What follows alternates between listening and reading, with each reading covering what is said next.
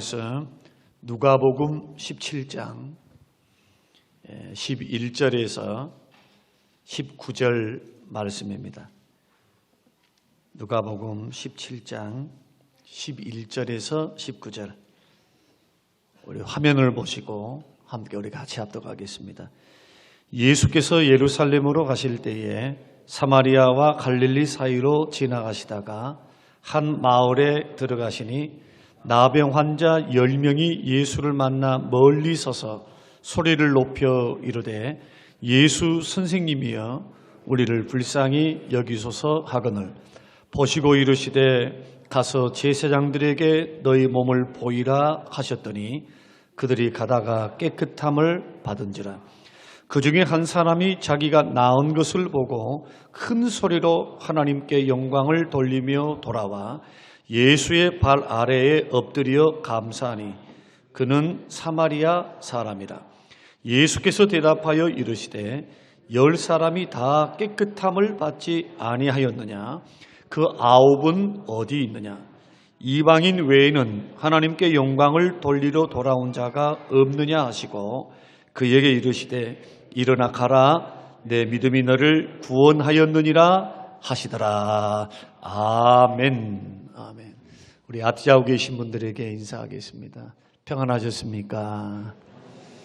반갑습니다.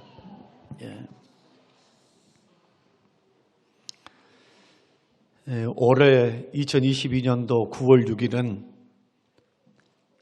대한민국 태풍 역사상 몇 손가락에 드는 그러한 참사가 일어났던 그러한 태풍이었습니다. 그 태풍의 이름이 흰남노입니다. 내륙 지방에는 별로 크게 영향을 주지 않았지만 포항을 거쳐서 동해안으로 빠져나갈 때 포항에 집중폭우가 내렸습니다. 그 집중폭우를 통해서 11명이 죽고 1명이 실종됐습니다. 그런데 더 비극적인 것은 포항에 있는 한 아파트에 9명이 죽고 1명이 실종했다는 겁니다. 9명이 한 아파트 지하 주차장에 수몰되어서 그분들이 살지 못했는데요. 그분들의 사연들을 이렇게 보면 참 너무 딱해요. 은퇴 후에 노부부가 이제 아파트에서 살다가 그 물이 침수되니까 방송을 듣는 겁니다. 빨리 차를 빼라고. 그런데 어르신이라 가실 것인데 또 금술이 좋으셨나 봐. 그런데 거기 할머니도 같이 가셨는데 결국 두 분이 나오지 못하시고 돌아가셨어요. 또 해병대를 갓 제대한 청년이 해병대면은 수영 잘할 수 있잖아요. 그러나 갑자기 들이닥치는 그 물살에 비상구도 없는 상태에서 살아남을 수는 없죠. 그래서 그 청년도 사망을 했고요. 더 기가 막힌 것은 엄마가 그 소식을 듣고 빨리 차 빼라 라고 하니까 중학생 15살 되는 중학생 아들이 엄마 도와드릴게요 하고 같이 따라 나섰다가 엄마는 살고 아들은 사망한 사건, 그것이 뉴스에 크게 보도가 되었습니다. 거기에 아들을 잃은 그 슬픔을 간증을 하면서 포항 감사 간증이라고 유튜브를 쳐보시면 김은숙 집사님의 간증이 거기에 올라와 있습니다.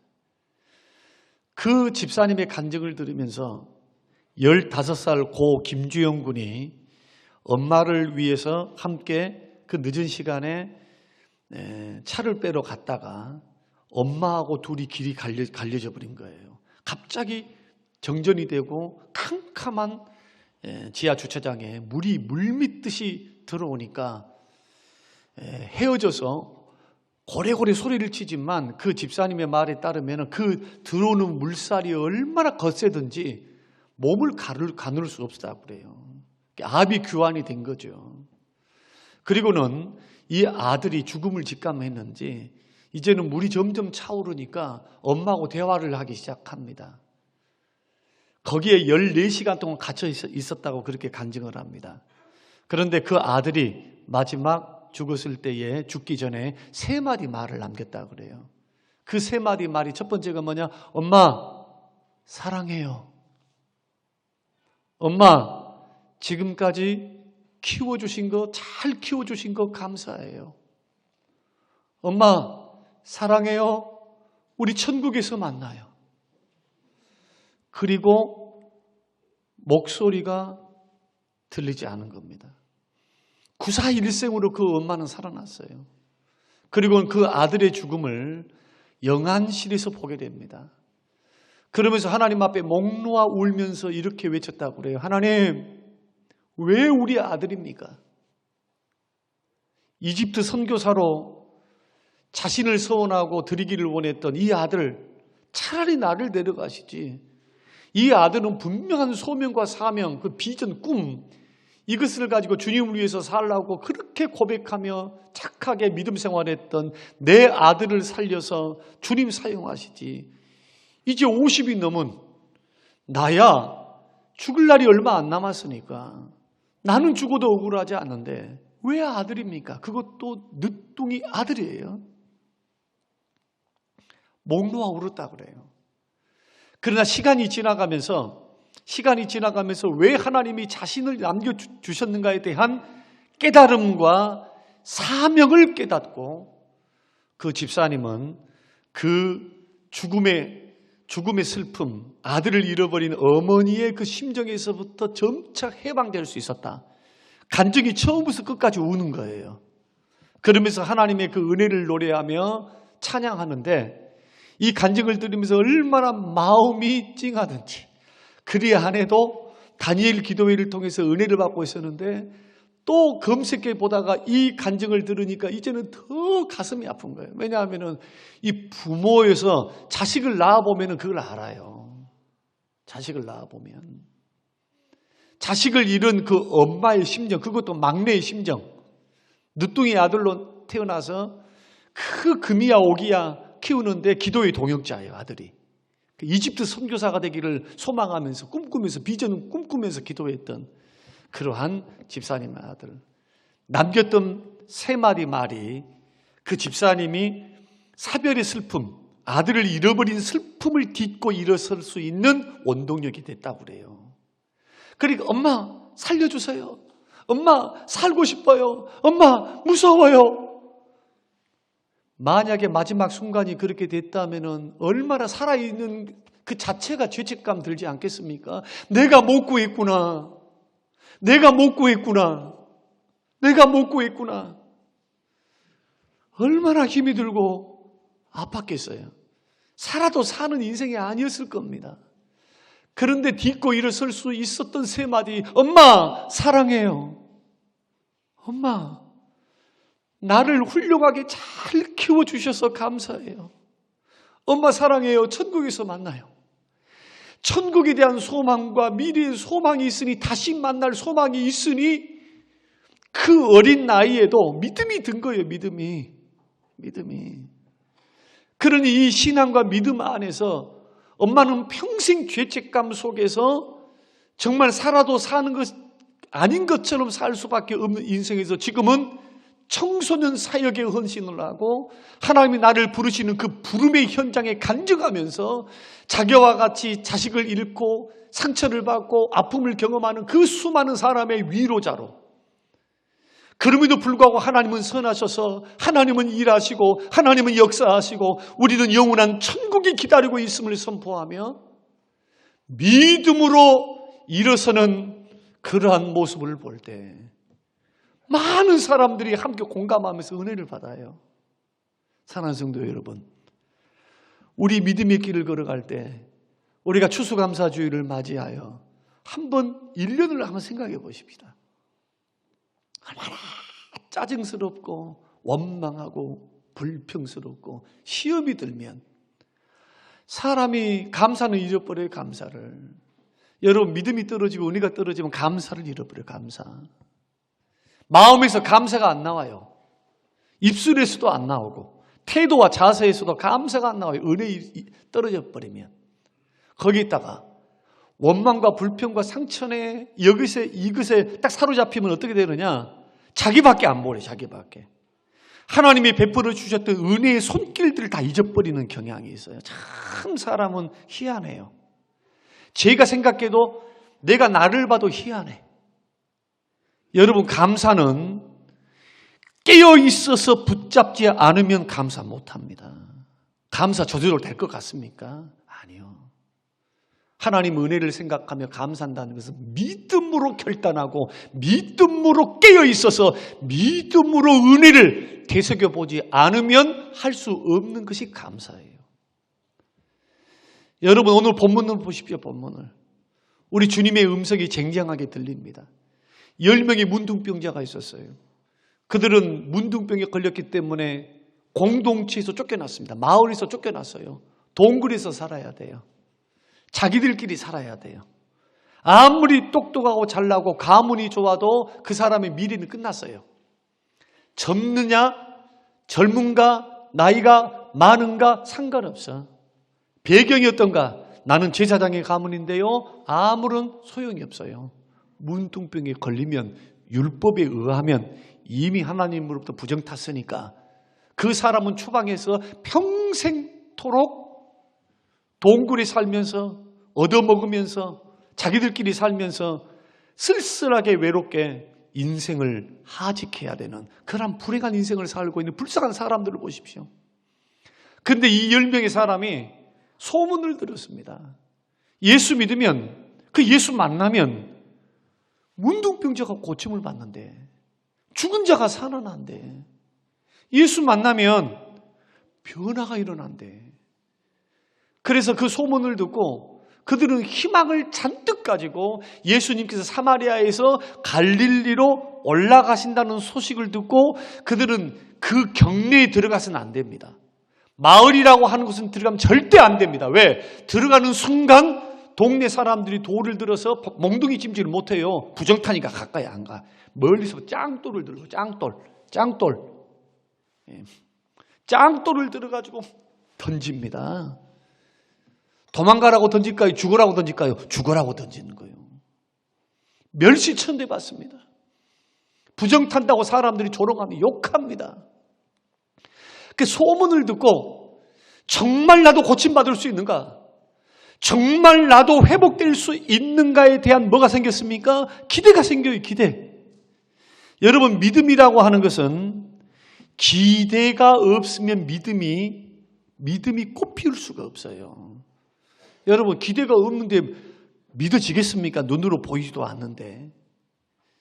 여러분, 믿음이라고 하는 것은 오늘날로 조금 풀어서 말씀을 드린다면 믿음은 기대입니다. 기대. 히브리서 11장 6절에서 말씀 보면은 하나님께 나아가는 자, 반드시 하나님이 기뻐하는 믿음은 하나님이 살아계시면 반드시 믿어야 된다. 여기서 단서가 뭐냐? 반드시 믿어라. 반드시. 사람만 모여있는 곳이 아니라 영이신 주께서 예배하는 그곳에 임재하셔서 지금도 성령으로 다스리시고 통치하시고 일깨우신 일을 하셔요. 하나님은 살아서 하나님께 나아가는 자 어떤 자입니까? 예배하는 자입니다. 기도하는 자입니다. 필요를 구하는 자입니다. 그런 사람들은 하나님이 살아계심을 반드시 믿고 그 다음에 하나님을 기대하라. 상 주시는 이심을 믿어라. 하나님 상 주신다. 하나님이 상 주신다. 하나님이 채워주신다. 은혜 주신다. 이걸 믿어라는 거예요. 믿어야만 하나님이 기뻐하는 믿음이라는 거예요. 그러니까 적어도 10명은 뭐가 있었느냐? 믿음이 있었습니다. 예수 만나면 병 고침 받을 것에 대한 기대. 그러니까 죽음을 무릅쓰고 사람들의 모욕과 사람들의 어떤 비난 그리고 돌팔매질 이 죽음의 공포도 다 극복하고 예수 앞으로 등장하는 거예요. 예수 앞으로. 예수님 앞에 다 가로막습니다. 그 많은 사람들이 쳐다보고 있어요.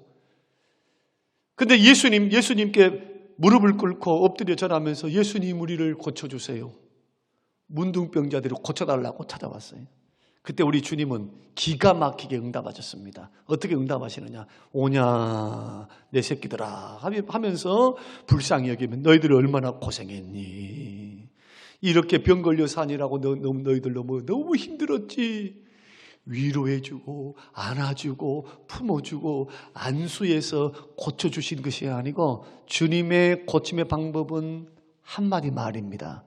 가서 제사장에게 너의 몸을 보이라.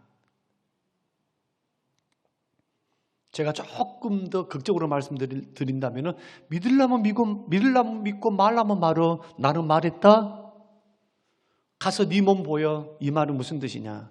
그 당시에 문둥병자, 피부병에서부터 문둥병이 나았을 때는요, 반드시 누구에게 진찰을 받아야 되느냐? 제사장의 진찰을 받고 제사장이 당신은 나았습니다 하면은 그때 공동체 속으로 들어오는 거예요. 가정으로 들어갈 수 있어요. 그리고 이 말은 뭐냐? 이미 고침 받았어. 나 이미 작정했다. 주님 작정했다는 거예요. 어떻게? 내가 너희들을 고쳐주기로 작정했어. 그 말이에요. 이제는 뭐만 남아있습니까? 10명의 선택만 남아있는 겁니다. 예수님 말대로 제사장에게로 찾아갈 것인가? 아니면은 보면서 아니 예수님 아직도 고침받지 못했는데요. 아직도 진물이 흐르는데요. 아직도 있는데요. 주님 예수님 장난하세요? 아니 고쳐주시려면 화끈하게 고쳐주시지. 가서 제사장에게 보이라고 하면은 이 몸뚱아리 그대로 고침받지 못한 그대로 가면은 어떻게 되겠습니까? 돌팔매질 당하고 주의 종을 농락하는 죄를 쓰지 않겠습니까? 별 말 다 할 수 있었어요. 별 생각 다 할 수 있었어요. 그런데 10명을 정말 믿음 좋았어요.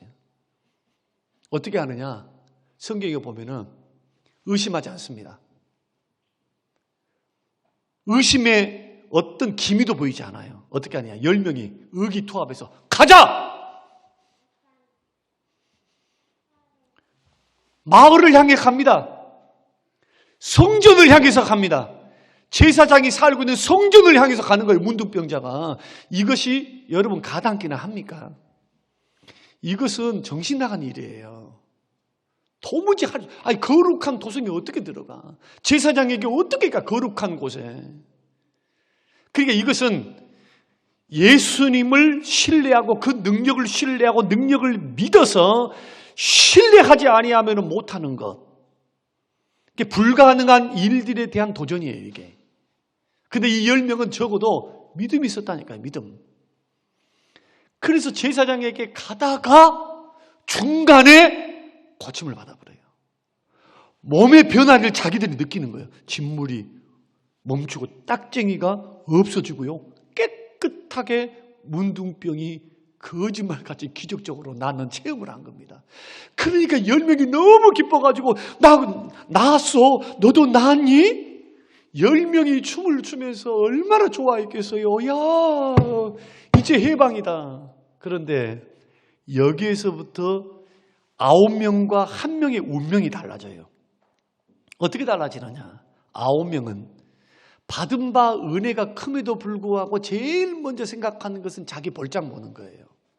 빨리 제사장에게 몸을 보여서 치료를 받고 난 후에 빨리 집에 가고 싶다. 만약에 음식을 먹는다면 사람들은 금식을 하잖아요. 3일 금식, 4일 금식 하잖아요. 제일 먹고 싶은 게 뭐냐? 옛날에 우리들이 고등학교 다닐 때, 대학생 때 금식을 하면 제일 먹고 싶은 것이 뭐냐면 짜장면이었어요. 그때는 통닭이 아니요. 통닭은 부자나 먹고 살았어요. 짜장면. 왜 그렇게 짜장면이 그렇게 먹고 싶은지. 하루 저녁이 제일 힘들어. 이틀째가 제일 힘들더라고요. 그냥 누워있어도 짜장면, 앉아있어도 짜장면, 기도할 때도 짜장면. 잠이 옵니까? 짜장면 때문에. 한 젓가락만 먹었으면 좋겠다. 그 음식 안 해본 사람은 그건 몰라. 지금은 젊은 사람들을 들어보니까 치킨으로 바뀌었더만요. 시대가 달라지니까 통닭이더만. 치킨. 얼마나 먹고 싶은 것 많고 사랑하는 아내도 보고 싶고 사랑하는 자식도 부모 형제도 보고 싶으니까 9명은 그 길로 볼장 보고 돌아가 버렸어요. 그냥. 그런데 그 가운데 한 사람 유대인도 아니고 하나님을 믿는 자도 아니고 예배하는 자도 아닌데 고침받은 이방인. 오늘 본문의 말씀 보면 이방인이죠. 이방인은 자기가 고침받은 것을 딱 느낀 후에 제일 먼저 생각한 것이 뭐냐면 바로 나를 고쳐주신 그 예수님께 대한 은혜에 보답하는 것. 소위 말해서 보답할 게 뭐가 있어요? 아니, 문둥병자가 갖고 있는 게 뭐가 있길래? 문둥병자가 돈이 있겠어요? 소고기가 있겠어요? 예수님 식사 대접할 수 있겠어요? 아무것도 없어, 아무것도. 그런데 할 수 있는 것 한 가지 있죠. 예수께 나와서 무릎을 꿇고 엎드려 절하며 주님 고쳐주셔서 감사합니다. 여러분, 감사는 은혜 받았을 때 그 은혜가 깨달아졌을 때 즉시 하셔야 돼요. 여러분, 감사는 모아두고 하면 안 됩니다. 훈련을 하려면 이렇게 하셔야 돼요. 훈련을 하려면. 은혜는 내가 모아두고 하루가 지나고 이틀이 지나고 3일이 지나고 5일이 지나잖아요. 은혜는 반감이 돼요. 받았던 은혜에 대해서 익숙해져 버려. 그리고 그 은혜를 처음에는 크게 느꼈었는데 그게 점점 사라지고 그 다음에는 아이고 조금 이따 감사하지. 다음 주에 감사하지. 한 주 한 주 미루다 보면 여러분 감사는 물 건너 가버리고 이미 묻혀진 옛 기억이 돼버려요. 여러분 은혜가 왜 그렇게 은혜에 대하여 감사하는 것이 왜 그렇게 중요하느냐 하면 이것을 주님께서 모세가 이스라엘 백성들을 출애굽시킨 후에 광야에서 태어난 하나님의 사람들에게 자녀들에게 신신당부를 해요. 신신당부. 어떤 당부를 하느냐? 자, 오늘 하나님 말씀을 한번 보겠습니다. 신신당부를 하는데 신명기 8장 11절에서 16절을 한번 찾아보십시다. 신신당부를 해요. 자, 같이 한번 읽겠습니다. 자, 시작. 내가 오늘 내게 명하는 여호와의 명령과 법도와 규례를 지키지 아니하고 내 하나님 여호와를 잊어버리지 않도록 삼가할지어다. 내가 먹어서 배부르고 아름다운 집을 짓고 거주하게 되며 또 내 소와 양이 번성하며 내 은금이 증식되며 내 소유가 다 풍성하게 될 때에 내 마음이 교만하여 내 하나님 여호와를 잊어버릴까 염려하노라. 여호와는 너를 애굽 땅 종되었던 집에서 이끌어내시고 너를 인도하여 그 광대하고 위험한 광야 곧 불뱀과 전갈이 있고 물이 없는 간조한 땅을 지나게 하셨으며 또 너를 위하여 단단한 반석에서 물을 내셨으며 내 조상들도 알지 못하던 만나를 광야에서 내게 먹이셨나니. 그러니까 이 말은 무슨 뜻이냐? 모세가 신신당부를 하는 거예요. 너가 아버지 세대를 봤지? 너가 아버지 어머니 어떻디? 할아버지 할머니 어떻디? 하나님 앞에 감사하지 못하고 하나님 앞에 원망 불평해서 다 죽었지. 다 모래에 묻혔지. 그 이유가 뭐대? 그 이집트로부터 구원해내시고 만나와 메추라기를 주시고 구름기둥과 불기둥으로 저 가나안의 축복을 향해서 인도에 갈 때 그 주셨던 은혜는 홀라당 다 까먹어버리고 가장 하는 일이 뭐냐 하면은 은혜는 쉽게 잊어버리고 원망 불평을 쏟아내. 이렇게 해서 너희 아버지 엄마는 망했어. 원망 불평을 절대로 쉽게 생각하지 말라는 거예요. 망했다 망했어. 은혜를 잊지 말라는 말은 무슨 뜻입니까? 감사라는 거예요. 감사. 은혜 잊지 않고 저장하라는 말인가요? 아니죠. 아니죠. 그 은혜가 은혜되게 하는 방법이 뭐냐? 최상의 방법이 바로 감사예요. 감사. 그래서 여러분 예수 믿고 구원받은 믿음의 사람들이 하나님을 기대함으로 나아가 주님으로부터 기도 응답도 받고 말씀의 은혜도 받고 치유도 받으면서 은혜를 회복하게 됩니다. 구하는 자에게 반드시 응답하십니다. 찾는 자에게 찾게 하십니다. 두드린 자에게 문을 열어주세요. 하나님의 법칙은 한 번도 어긋난 적이 없어요. 그러니까 보세요. 예배당에 나와도 기대함이 없이 사모함이 없이 나온 사람하고 한번 나가볼까 한 사람하고 절박한 심정을 가지고 나온 사람하고 달라요. 간절함이 다르고 믿음이 달라요. 믿음이. 절대로 편하게 주님 만날 수가 없어요. 왜? 지금 주님이 나를 도와주지 않으면 주님이 이 문제 해결을 주님이 해주시지 않으면 이것은 누구도 해결할 수 없는 일이니까. 문둥병자 10명의 마음이 그 마음이다니까요. 예수님이 무슨 말씀을 하면은 그거 하겠다라고 하는 어떤 명령을 한다 할지라도 나는 할 수 있어. 나는 할 수 있어. 기대하니까, 신뢰하니까, 절박하니까. 이런 사람들에게 하나님 은혜를 베풀어 주실 때 은혜를 딱 받았다면, 응답을 받았다면 한 단계로 더 나아가야 됩니다. 10명의 문둥병자 믿음 좋았어요. 설명드렸죠? 그러나 믿음이 믿음으로 끝이면 어떻게 되느냐? 믿음으로만 끝나면 죄송합니다. 이 믿음으로만 끝나면 나는 믿었어. 나는 기도했어. 나는 최선 다했어. 누가 드러납니까? 자기가 드러나요. 아무리 주님이 고쳐주셔도 그래 고쳐주셨지. 그래 내가 기도했어. 하나님이 치료해 주셨지. 그래 내가 열심히 치료했어. 믿음이 감사로 나가지 않으면 교만해져요. 은혜를 반감시켜. 그런데 믿음이 아니라 믿음이 감사로 하나님께 감사로 나가면은 믿음으로 나갔던 나의 발자취가 나를 주목하는 것이 아니라 하나님을 주목하게 돼요. 하나님이 은혜 주셔서 이 믿음으로 나갔을 때에 하나님이 응답하셨습니다. 하나님이 치료하셨습니다. 감사합니다. 이런 사람이 어떻게 교만해요? 어떻게 믿음이 자기 중심적이에요? 하나님 중심적으로 믿음이 건강하게 자라가지. 그래서 감사는 신앙생활의 꽃입니다. 꽃. 신앙의 최고봉이에요. 이런 감사를 한번 생각해 보자는 겁니다. 그래서 이스라엘 백성들에게 잊지 마라. 그 말은 은혜에 감사라는 거예요. 감사. 구원해 주신 은혜. 오늘날 우리가 1년 동안을 지나오면서 추수감사주를 맞이해서 지금까지 베풀어 주셨던 하나님의 은혜가 있습니다. 참 놀랍습니다. 9대1이요. 9대1.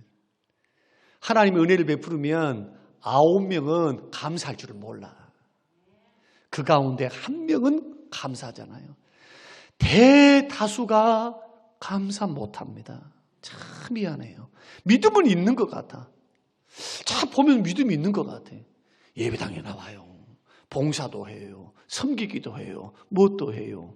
그런데 한 단계 발전을 못해요. 주님 이렇게 물으셨습니다. 감사로 오는 그 한 명의 문둥병자에게 넙죽 엎드려서 큰 절을 하는 그에게 주님 뭐라고 묻느냐? 고맙다, 잘했다 이 말 먼저 묻지 않습니다. 다 고침받았지 않았느냐?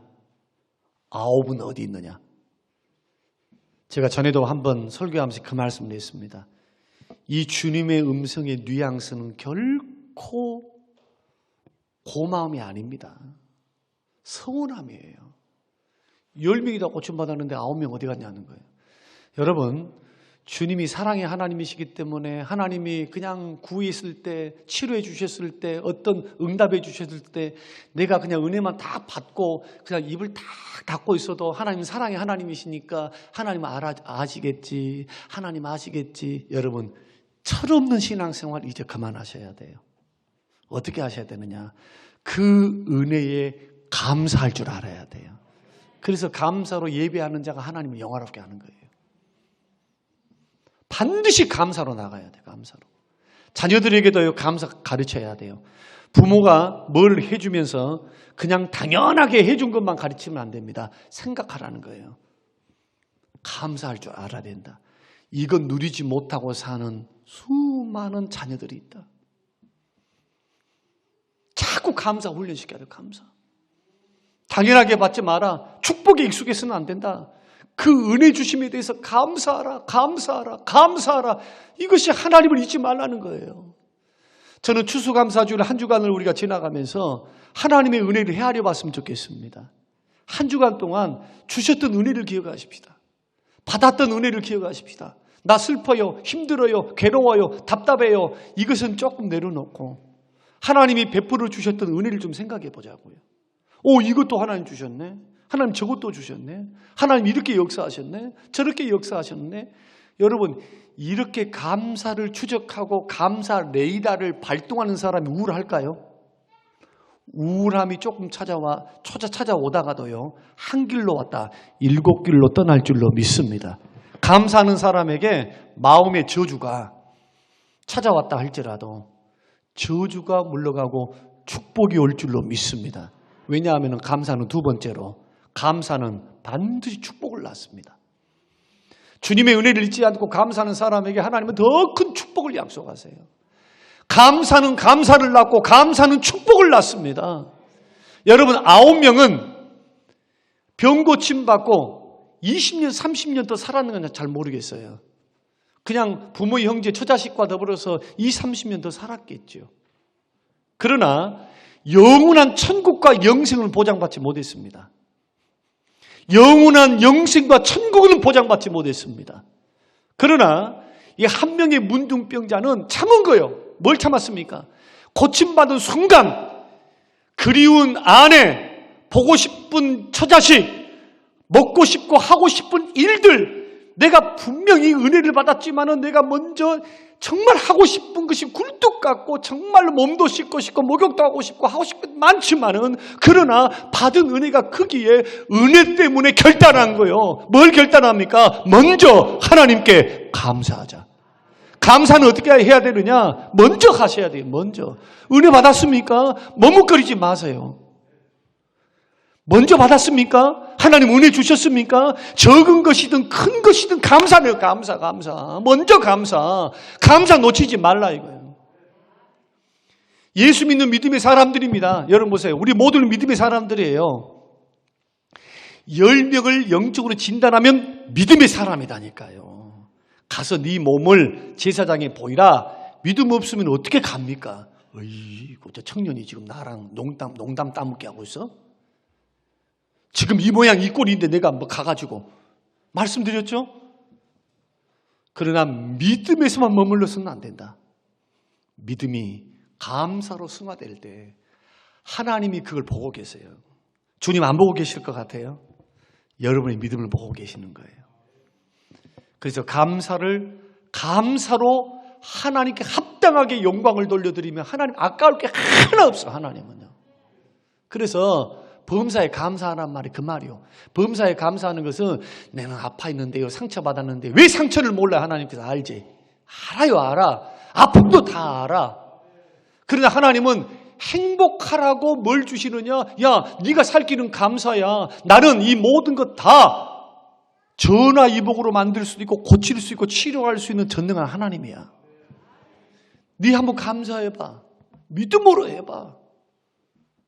내가 너의 삶에 개입하고 간섭해서 너의 삶을 윤택하게 하고 반드시 합력하여 선한 길로 인도하리라. 여러분, 이러한 믿음으로 자꾸 쓰셔서 우리 한 주간 동안 하나님 앞에 결단해야 돼요. 감사를 결단하십시오. 일주일 동안 지나가면서 조금이라도 은혜 받았습니까? 그 순간 감사하라니까요. 말로 감사하고 입술로 감사하고 사람에게만 감사하지 말고 하나님 앞에도 순간순간 감사하고, 그리고 우리가 추수감사주의를 하면 하나님 앞에 결단하고 하는 거예요. 결단. 감사는 자기가 정하는 거예요. 하나님 앞에. 믿음으로 정하면 되는 거예요. 받았던 그 은혜를 헤아리면서 딱 하나님 앞에 감사로. 저는 그래서 4대 절기 때는 아마 우리 교회에서 우리 장로님 빼놓고, 몇 분의 장로님 빼놓고 그 다음에 제가 제일 많이 할 거예요. 이것은 목사니까 당연하게 아니요. 목사여도 그건 못해요. 안 돼요. 믿음의 결단이에요. 목회를 하면서 하나님께서 베풀어 주신 은혜가 너무나 커요. 지금 생각해 보면은 지금 축복은 진행형인데 지금 하나님의 축복이 끊긴 게 아니에요. 이 코로나 시기에도 하나님의 축복은 계속 진행형이에요. 그러니까 멈출 수 없는 그 은혜와 감사에 대해서 어떻게 보답을 해야 하나? 어떻게? 그래서 감사는 이상해요. 감사를 낳고요. 감사는 축복을 계속해서 낳는 거예요. 여러분, 이런 신앙의 원리를 배우셔서 오늘 저와 여러분들이 말해도 감사, 이제부터는 찔르면 감사해야 돼요. 한번 옆 사람에게 이렇게 인사하십시다. 찔르면 감사. 자, 시작. 찔르면 감사. 할렐루야. 찔르면 감사해요. 찔르면 감사. 억하고 그러지 말고 찔르면 감사. 그냥 하여튼 미친 듯이 감사. 뭐 짧은 인생을 살아가는데 아니 주님이 그냥 무덤 속에 들어가서 부활 못했으면 그냥 이러고 저러고 살아. 그러나 주님이 부활하셨다면 이렇게 찔림을 받고 해도 그래 하나님 감사해요. 더 큰 상처받지 않고 더 크게 다치지 않아서 감사해요. 사실 저 집사람 아프고 난 후에 제가 이제 간증하기는 좀 그렇습니다만은 전화위복이 됐어요. 골다공증이 있다는 것도 발견을 했고 지금 빨리 치료할 수 있는 기회가 또 생긴 거예요. 얼마나 고맙냐. 그냥 가서 그 주사를 맞으면 26만 원이라. 골다공증 진단을 받으면 4만 원만 내면 돼. 그리고 2년인가 1년인가 2년 맞으면 속이 꽉 찬대요. 요즘 약이 좋아가지고 그냥 뼈가 재생되는 막 그게 된대. 그래서 주여.